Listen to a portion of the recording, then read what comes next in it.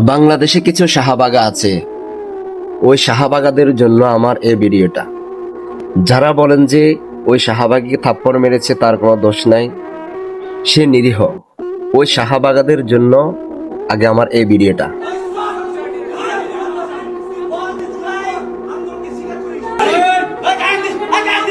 কেউ শাহবাগারা এবার কি আপনাদের চোখে পড়েছে দোষটা কার? প্রথম সে একজন নারী, আপনারা শাহবাগারা বলেন সে মহিলা।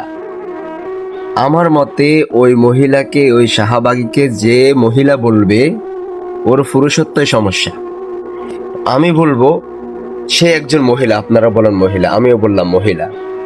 তো সে যদি মহিলা হয় তাহলে সে একজন মহিলা শাহবাগী, তার ব্যাগের ভিতরে এরকম একটা হট স্টিক কেন থাকবে?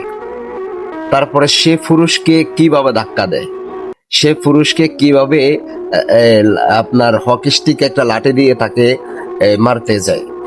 আমার মতে থাপ্পড় একটা মেরেছে, কম হয়েছে, আরো কয়েকটা দিলে খুব ভালো হতো। এই নারী, এই শাহবাগী কয়েকদিন পর ইসলামকে নিয়ে কটূক্তি করেন, একজন আলেমকে নিয়ে কটূক্তি করে, ধর্ম নিয়ে কটূক্তি করে, বিভিন্ন দলকে নিয়ে কটূক্তি করে। তো এই শাহবাগীকে কিছু শাহবাগা আছে, এরা সিলিন্ডার দেয়, তার জন্য একটা থাপ্পড় মেরেছে তাকে, কি যে মায়া! কিন্তু ওই বাড়িতে, ওই ফ্যামিলিতে তার নিজের ভাই, নিজের বোন, নিজের আত্মীয় স্বজন তার স্ত্রীর উপরে আঘাত করে, তার কখনো মায়া হয় না। কিন্তু আর এই শাহবাগীর জন্য তার কি মায়া!